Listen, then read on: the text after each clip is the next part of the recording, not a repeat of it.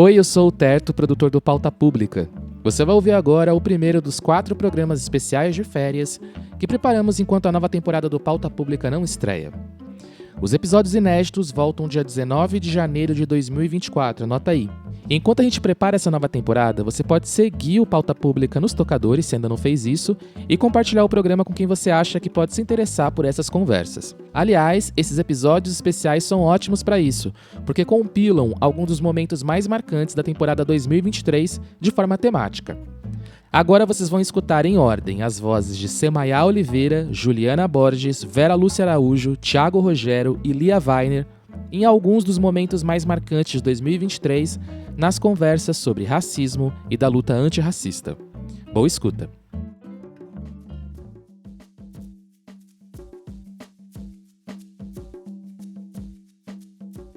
Eu me pergunto, gente, se o Lula teria ganhado a eleição se a gente não tivesse enfrentado uma pandemia, porque eu realmente acho que as mortes das pessoas negras, as mortes e o total descaso com os povos originários, com os povos indígenas, teria sido um peso suficiente para grande parcela da população branca, classe média, que já tinha votado nele ou em qualquer outro partido de direita, para a gente mudar esse quadro, sabe? Eu realmente tenho dúvida, acho que a pandemia mexeu no coração de muita gente e isso teve um peso significativo. Olha que desgraça, né? A gente ter que passar por uma desgraça tamanha para a gente conseguir escancarar a desumanidade desse homem.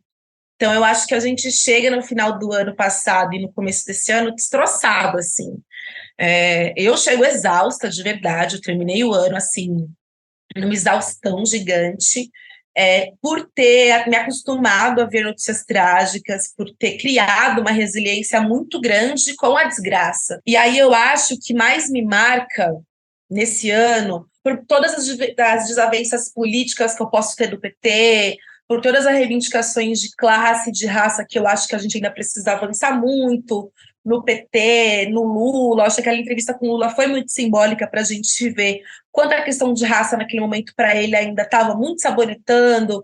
Então eu acho que a gente teve avanços significativos nesse sentido, mas o que mais me marca é ter visto o Lula chorar muitas vezes. É ter sentido a sensibilidade deste novo líder, assim, né? Novo pelo novo momento do Brasil. Porque a gente estava carente de sensibilidade, né? E eu choro, gente, desculpa. Mas me doía muito ver pessoas na favela do Rio carregando corpos e nenhuma liderança falar absolutamente nada. Eu vi cenas, assim, das chacinas que o Rio de Janeiro enfrentou, que eu pensava, meu Deus, não é possível. Por mais que eu não esperasse, a não sensibilidade, a total ausência doía demais, assim, que eu pensava, meu Deus, a gente está sendo liderado por uma pessoa completamente ensimesmada, assim, sabe? Ele só está preocupado com ele realmente e por um bando de pessoa que acredita nele, sabe? E que é como ele. Eu saí desses 4 anos com a crença de que existe muita gente ruim no Brasil, que os colonizadores permanecem aqui, dispostos a nos matar. E eu acho ótimo que isso tenha ficado claro, porque já tinha cansado também de lutar contra uma coisa que achavam que era da nossa cabeça, entendeu? Vocês estão vendo racismo, nananã. Eu acho que nesse momento não existe nenhuma justificativa outra de entender que a supremacia branca, que o fascismo, que o nazismo existe fortemente no Brasil e que eu não tenho nenhuma esperança de reabilitar essas pessoas, entende? Eu acho que eu saio dessa eleição sabendo que existem pessoas ruins que querem nos matar e elas estão aqui. E é com elas que a gente vai ter que lidar. E é com elas que a gente vai ter que disputar a política, entendeu? Ver o governador de Roraima falando hoje que os indígenas precisavam parar de viver como um bicho, entendeu? Para mim, esse cara é uma pessoa nazista, entendeu? Um supremacista. E eu quero combatê-lo, entendeu?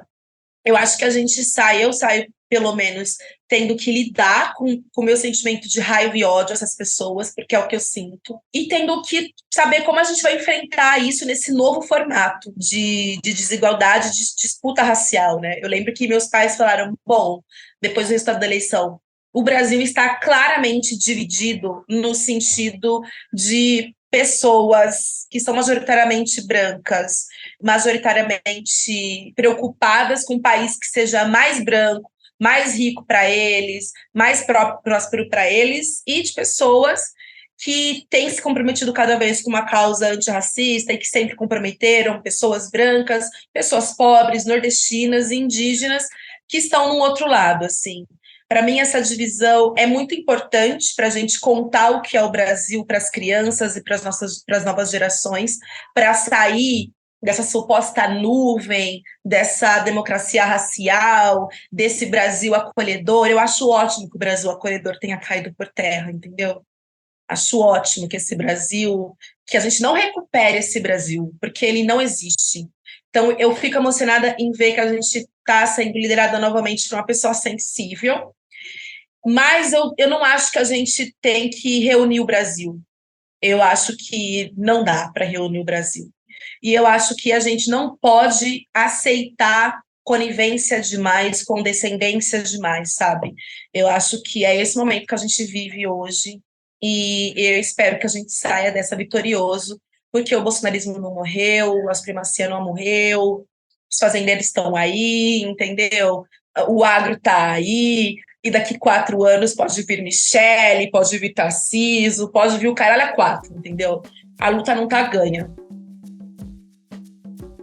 A despeito da gente não ter mais, de maneira explícita, um projeto político de embranquecimento, né, como a gente tinha no início do século XX no Brasil, a gente vê que os planos, né, eugenistas daquele período, eles continuam funcionando, né, como engrenagens que mantêm, né, o que eu vou afirmar, um sistema de desigualdades baseados em hierarquias raciais, né, e daí, pensando o racismo como essa estrutura, né, que organiza a sociedade brasileira, a gente vai tendo mudanças no decurso histórico, né, de quais vão ser os mecanismos ou as ferramentas que vão sendo articuladas ou rearticuladas para manter essas desigualdades, né?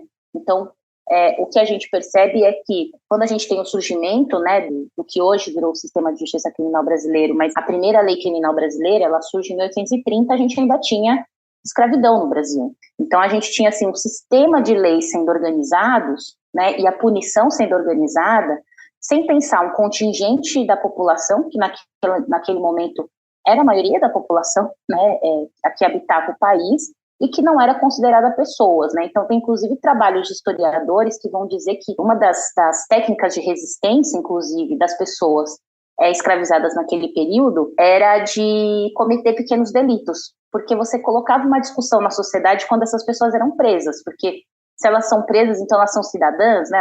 Elas são passíveis de pena. Se é passível de pena quem apenas é cidadão, então você me manter preso significa que de alguma maneira você me considera gente, né?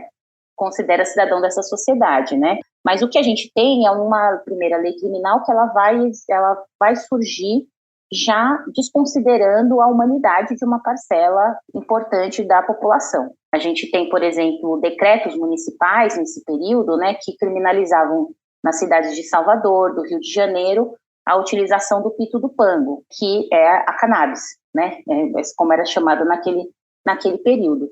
E o que chama atenção é que o que é criminalizado naquele momento é o uso dessa substância, não é necessariamente a venda ou a comercialização dessa substância, né? Então você tem ali uma política que é direcionada para criminalizar essa população, que era uma população negra e que era majoritariamente a usuária dessa substância, né? E aí a gente vai vendo no decorrer da história como essa questão da criminalização de determinadas substâncias, ela também vai sendo utilizada como essa ferramenta de controle, né? Porque a gente só vai ter criminalização do comércio de cannabis já no século XX, né, com a reforma do Código Penal ali de 1940. Até então, a criminalização era de usuários, né? Então, por isso que quando a gente vai pensar em punição, sistemas punitivos, modelo de guerra às drogas e racismo, essas coisas elas estão tão interligadas. A gente tem, por exemplo, o Brasil participando de uma reunião da Liga das Nações, no início do século XX, em que o Brasil, junto com o Egito, defende a criminalização da maconha, defende a criminalização do pito do pango e da cannabis, com o argumento de que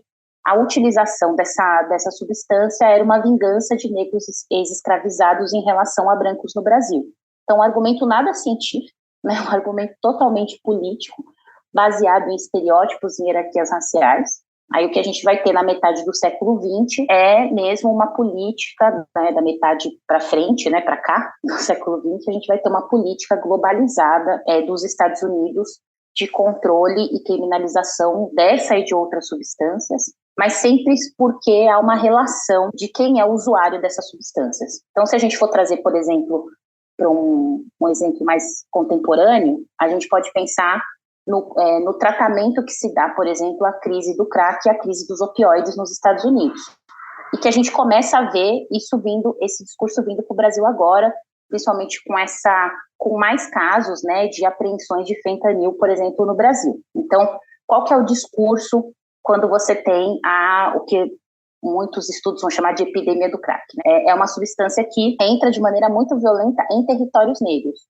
Qual que é a resposta do Estado, né? A resposta do Estado é que você precisa reprimir, né, esses usuários, reprimir esse uso e estabelecer uma política bélica de enfrentamento ao uso dessas substâncias ou à comercialização dessas substâncias. Quando a gente tem o que hoje está sendo chamado de epidemia dos opioides, né, os estudos que a gente tem, por exemplo, nos Estados Unidos, mostram que a maioria dos usuários dessas substâncias são pessoas brancas, né? Então, o discurso ele não é um discurso de repressão, ele é um discurso de nós temos uma crise de saúde pública que precisa ser resolvida. Por quê? Porque você vai ver que as apreensões, onde essa substância mais está chegando, não são em círculos periféricos, a princípio. Por isso que é fundamental, quando a gente vai pensar em política de drogas, que a gente traga essa dimensão da questão racial, porque historicamente isso está muito relacionado a como a gente hierarquiza grupos sociais e etnias.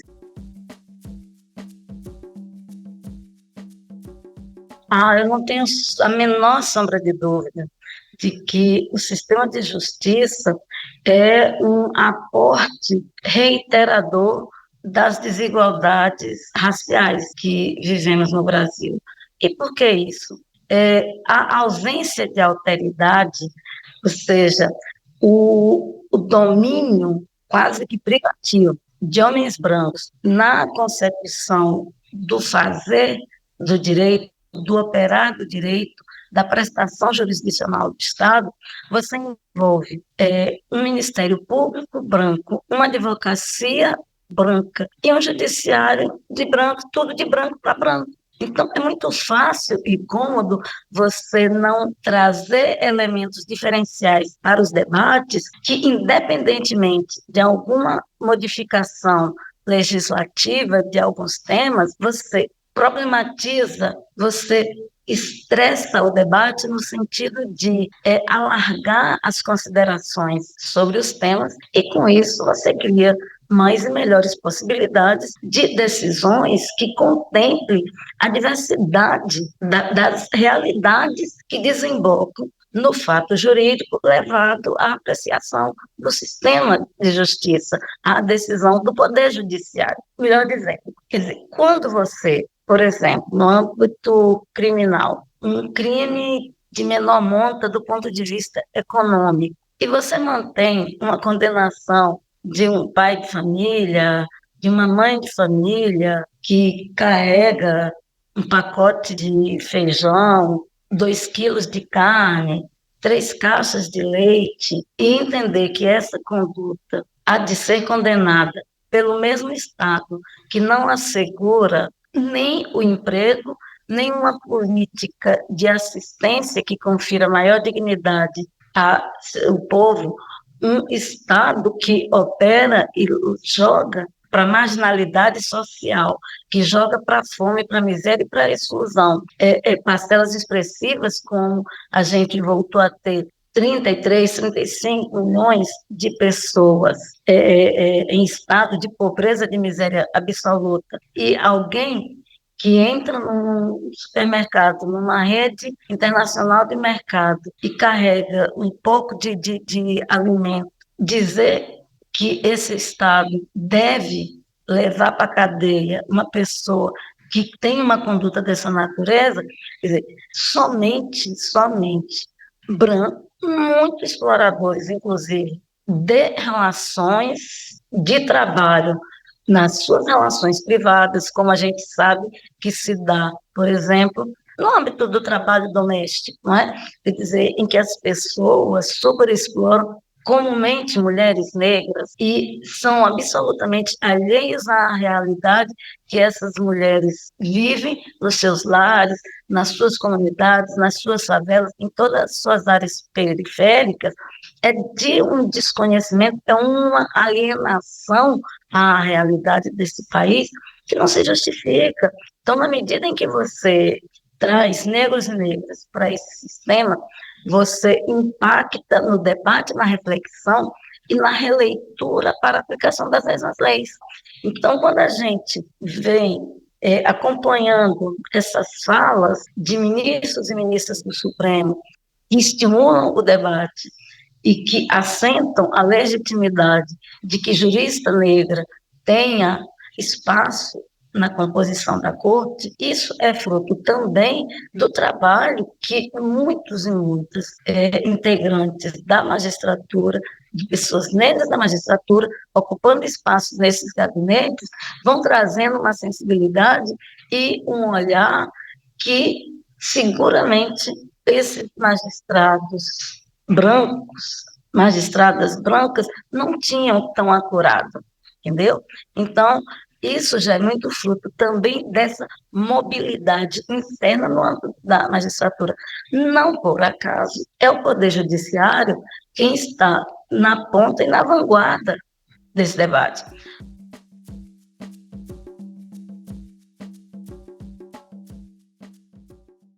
E o que as religiões de matriz africana passam no Brasil nos últimos anos é um absurdo. As pessoas não têm liberdade religiosa no Brasil, cara. Isso é assustador. Por todo canto no Brasil estão se multiplicando os casos de terrorismo, de racismo religioso contra os terreiros. As pessoas não têm direito de usar branco na sexta-feira. As pessoas não têm direito de ter o templo, sacou? Porque os templos estão sendo destruídos. Então isso é muito importante estar no episódio. Mas também está no episódio que a gente tem um contingente gigantesco hoje de pessoas negras nas religiões evangélicas, que na maior parte dos casos desses últimos anos são integrantes das religiões evangélicas que estão promovendo esses ataques contra as religiões de matriz africana. E aí a gente lembra que isso é dos últimos anos. Agora, se a gente pega a história toda do Brasil, quem promoveu esses ataques foi a Igreja Católica. Então é isso. É esse paradoxo, que a gente tem é a religião que mais cresce, de fato, né? Isso não é nenhuma novidade, e há um contingente enorme de pessoas negras dessas religiões, e ao mesmo tempo essas religiões, não todas as pessoas, claro, mas algumas pessoas dessas religiões têm promovido esses ataques. O que a gente faz com isso? Como que a gente lida com isso? Então esse foi o nosso foco, assim, tentar entender essa parada por dentro, assim, livre de preconceitos, entender que os preconceitos também partem, o preconceito que adita a inteligência brasileira, né? A academia, essas pessoas brancas progressistas que frequentaram a academia, só ouvem música boa, que fazem bloquinho secreto, essas pessoas, elas adoram ter preconceito contra evangélico, contra crente, né? Adoram ter evangélico. Mas será que elas já pararam? Não pararam, porque elas não querem pensar sobre isso, ninguém quer olhar no espelho, né? O quanto que esse preconceito contra questões da religião evangélica está ancorado em preconceito contra o que é negro. A gente viu com a Michelle Bolsonaro, quando ela falou em línguas. O absurdo, a quantidade de absurdo de gente tida como progressista, gente tida como... Eu ouvi podcast dito jornalístico, gente fazendo piada com isso, sabe? Fingindo que estava falando em línguas, assim. E isso é o quê? Isso é preconceito contra quê? Contra a incorporação. Incorporação é uma característica de que tipo de religião? Tratar isso como algo risível é tratar como algo primitivo. É a mesma coisa que a gente já viu sendo feito há tanto tempo contra a religião de matriz africana, assim. Então a gente quis tratar sobre isso, assim, o resultado final me orgulha bastante, assim, eu acho que a gente trouxe muita discussão importante, esse episódio circulou muito na época da eleição, assim, o Projeto Quirino continua circulando, então eu espero que circule bastante, assim, porque são questões importantes, gente, o grupo evangélico, a quantidade de pessoas evangélicas não vai parar de crescer, então não tem como não dialogar, não tem como não tentar entender, se continuar nessa dessas pessoas agindo desse jeito aí, de achar que é engraçado a Michelle Bolsonaro falar em línguas ou as pessoas falarem em línguas, o que vai acontecer é que, enfim, tudo que a gente passou nos últimos 4 anos foi só a introdução, sacou? Foi só o prelúdio do que está vindo por aí. E aí, dentro disso, tem uma side note, assim, que são os dois mitos, que é o da maldição de Cã e da maldição de Caim, que a gente explica no episódio e tal, e que eles estão muito presentes hoje no imaginário das pessoas negras que estão nas religiões evangélicas, né? E são dois mitos que promovem muito sofrimento, assim. Eu já soube de gente que quando era criança, pessoas negras, né, ouviam isso dos pastores, desses mitos, e chegava em casa e rezava pedindo perdão por ter nascido negro. A questão central é entender como é que a brancura da pele se tornou branquitude, que é um lugar de poder em que pessoas brancas são beneficiadas pela estrutura do racismo, né? Então, esse processo só é possível compreender com a invenção dessa categoria raça, que ela é o resultado de uma expropriação de uma população sobre outra, né? Agora, compreender isso e tentar entender o que isso, na prática, pode ser o deslocamento do sujeito branco, né, na luta antirracista, é entender que este lugar de privilégio dos brancos beneficia todos os brancos. Não existe nenhum branco que não é beneficiado pela estrutura racista. Pode ser de diferentes formas beneficiados, mas todos são, porque a ideia de humanidade, a ideia de que ele representa, né, o desejo, no caso do Brasil, de nação, por causa da ideologia do embranquecimento, né, isso vai privilegiar qualquer pessoa branca. Isso não é uma questão de escolha, que às vezes as pessoas acham, eu não sou racista. Não é uma questão de escolha. Isso está na estrutura e você nasceu neste mundo, você herda isso. A responsabilidade é não manter essa herança perpetuada, que seria o seguinte, né? E talvez o principal fundamento é entender como que esses benefícios que recaem sobre os brancos são distribuídos apenas entre o grupo de brancos. É nessa distribuição dos recursos simbólicos e materiais mesmo, né, construído por todos dessa sociedade, né, apenas no grupo de brancos, que está a legitimação. Vou dar um exemplo banal para ver se a gente consegue entender. Eu sou professora, tá? E aí, na sala de aula, a gente vê, né, alunos brancos, alunos negros, isso recai sobre eles diferentes modos do que as pessoas brancas acreditam que é um aluno que merece mais investimento, que ele é um bom aluno, etc. e tal. Então, quando você está distribuindo a ideia de que um aluno branco, homem, ele é mais capaz, ele é mais inteligente, etc., você está investindo nele, como educador, como professor, mais possibilidades de aprendizado. Isso acontece diariamente naquilo que é um simples fato de ensinar. Mas veja, outro dia eu estava corrigindo, né, uma prova de concurso, e não era na minha universidade, tá? Então, meus colegas que ouvirem isso não fiquem assim. Não era na minha universidade, era em outra universidade, e tinha uma prova que tinha sido feita por um homem branco, que tinha muito erro de português, a prova. Todo mundo pensou o seguinte: é concurso, a pessoa tem que escrever rápido, o raciocínio está muito bom, a gente não vai retirar nota porque tem erro de português. Óbvio, concordei. 2 dias depois, era a prova de uma mulher negra, que tinha muitos erros de português, com um raciocínio muito bom. E a prova também escrevia sobre raça e tal. Qual que foi a opinião automaticamente daquelas pessoas? Será que essa pessoa vai ter capacidade, ter informação suficiente para ensinar os alunos? Será que ela pode passar nessa prova? Ou seja, a régua que se passa para um não está em nada estabelecida da mesma forma que se passa para o outro. Então, essa simples cena distribui benefício de competência, de inteligência e possibilidade em um outro aluno. Isso eu estou falando daquilo que é privilégio simbólico. Mas você imagine materialmente o que significa uma terra, que é o Brasil, que foi expropriada das comunidades indígenas e que se levantou a construção dessa nação. Não tem prédio, provavelmente onde vocês estão sentados, né? O lustre, não tem prédio nesse Brasil, não tem construção, não tem nada que não foi construído pela população. Mas também não tem cultura, não tem literatura nesse Brasil, não tem economia, não tem engenharia. Não tem um país construído sem pensar na população dele. Então, não é uma contribuição, como aparece no Gilberto Freire, contribuiu com o afeto, com a dança, etc. e tal. É uma construção de nação. Acontece que essas pessoas construíram essa nação, e o que elas construíram é expropriado diariamente pela população. O trabalho da população branca gerou riqueza para a população branca. E o trabalho da população negra gerou riqueza também para a população branca. Isso significa que há 19 gerações da população africana, negra africana que está aqui, ela não consegue passar de geração para geração aquilo que cria oportunidades, que é o quê? Herança, que é acúmulo de capital gerado e passado de geração em geração.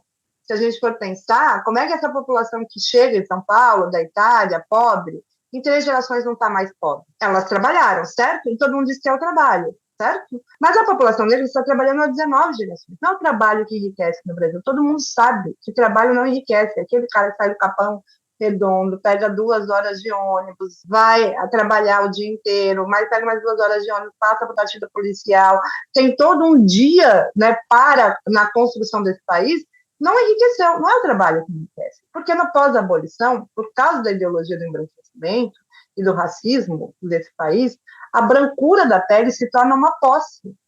Ou seja, assim como a pessoa tem um carro, ela tem uma casa, a própria brancura é uma posse.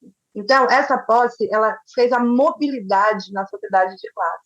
Por isso que em 3 gerações as pessoas pararam de ser pobres. Porque a ideia de que o trabalho tecnológico era para branco, o trabalho braçal era para o negro, o trabalho braçal vale pouco no Brasil, quem estuda a raça e não coaduna com a ideia de trabalho, acaba não entendendo como é que isso acontece. Mas aquilo que era trabalho da população negra é visto como trabalho inferior e que não vale. Isso até hoje. É possível que as pessoas possam trabalhar 12 horas e não conseguir pagar aluguel. O escravismo junto com o capitalismo e o racismo junto com o capitalismo produz uma ideia de que há humanos que o trabalho que eles fazem vale menos e que eles são capazes para isso. Então, há uma ascensão social na mobilidade de classe da população branca em 3 gerações e que vai produzindo herança de geração em geração. Isso é o acúmulo. Né? Então, isso é um privilégio material que o branco herda, não é só o simbólico, e que reproduz para outro, ou seja, há todo um sistema que faz que distribua entre os próprios brancos. E aí, se a gente for pensar, isso vai ligando aos lugares de trabalho nessa sociedade. Por exemplo, eu fui um outro dia num grande escritório de advocacia e perguntei, quem aqui foi contratado por indicação? Veja, 92% das pessoas, a gente fez o cálculo, que estavam lá, tinham sido contratados por indicação, só 8 não tinham sido. E aí, como é que as pessoas indicam outras pessoas para um trabalho, por exemplo, num escritório de advocacia? Então, as pessoas que estudaram na São Francisco, no Mackenzie, nas mesmas escolas, que já estudaram nas mesmas escolas particulares, que já têm socialmente junto e que já herdam esse lugar de trabalho. Ninguém pergunta para essas pessoas se ela sabe inglês, se ela é competente, ela começa como estagiário e desenvolve lá, certo? Isso acontece na reprodução dos privilégios.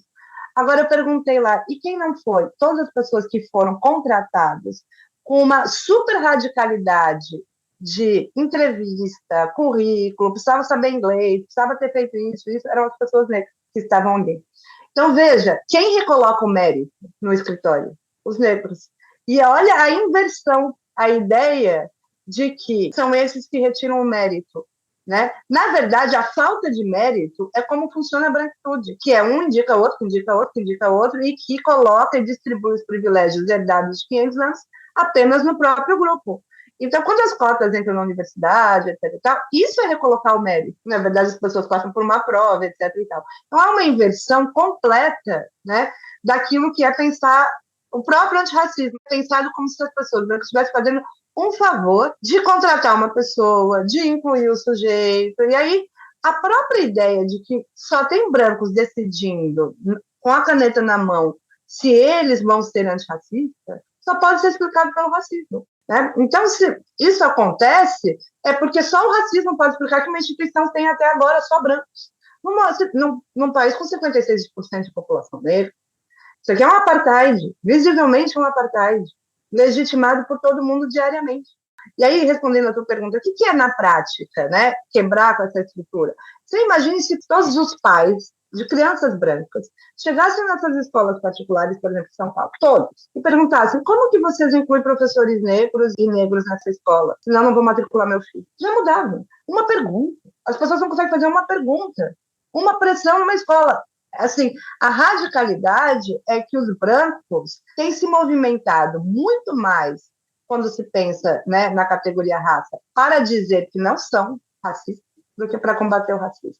Há uma movimentação muito grande quando brancos são acusados de racismo dentro desse campo progressista, que é fazer toda uma articulação, dizer que não é tal. Então, como é que essas pessoas conseguem se movimentar para dizer que não são racistas e não conseguem se movimentar em nada no antirracismo? Assim, o antirracismo tem se andado, né, dessa população branca pela própria branquitude, que é um lugar de ideia de superioridade, de achar que esse lugar é dele por merecimento, que ele conquistou aquilo não como uma dívida de expropriação, etc e tal de 500 anos, mas que foi um mérito individual. Veja, se a gente pergunta para os, sei lá, 2.000 e tantos professores que tem na USP, estou chutando aqui, tá? Esse número não é verdadeiro, que são 98% de população branca, por que não há negros aqui? Eles respondem por causa do racismo estrutural se exporem do campo progressista, ok? Todo mundo concorda com isso. Agora, se você pergunta, o que você fez para chegar até aqui? Ninguém responde, porque eu sou branco. Você fala, eu trabalhei muito, eu fiz uma tese muito boa, eu prestei um concurso, é individual. Mas como é que a gente pode enxergar que a raça produz uma desvantagem para um grupo e não consegue automaticamente entender que produz uma vantagem para o outro? Porque a vantagem do outro, que é vantagem de grupo, é vista como mérito individual. Então, a gente tem uma supremacia branca que funciona com duas ideologias facilmente. Ninguém precisa levantar a camiseta do white power no Brasil. Por quê? A gente tem uma ideia de que temos oportunidades iguais, a ideia do mito da democracia racial. A gente tem a ideologia neoliberal da meritocracia, de que as pessoas chegam onde chegam por esforço individual. Veja, oportunidades iguais, esforço individual, só tem branco na hierarquia ou nos lugares de poder. A que lógica você chega? Que eles são superiores. Ou seja, a supremacia branca está posta com duas ideologias que nem precisa falar de raça: meritocracia e mito da democracia racial. Você sustenta a supremacia branca brasileira dessa forma, lindamente, sem ninguém precisar levantar ou usar uma camiseta do white power. Os números são, assim, absurdos. Esse ano já morreram, acho que mais ou menos 500 crianças negras. Crianças. Não há possibilidade de entender eticamente por que esse país não para quando morre a mãe Bernadette, com 14 tiros na cabeça, junto com os netos. E esse país não para. Há uma chamada do movimento negro, tem ato, estamos chamando vocês, etc e tal. Ninguém desmarca nada por causa de um ato da mãe Bernadette. Assim, é vida que vale menos mesmo, assim, né? Porque se isso causa uma desumanização no negro, os brancos também estão desumanizados até o ponto de achar que, né, essas vidas, né, não dizem o mesmo da vida dela.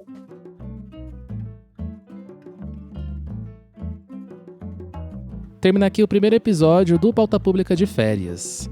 Sexta-feira que vem estamos de volta. Bom Natal, boas festas para vocês. Até lá.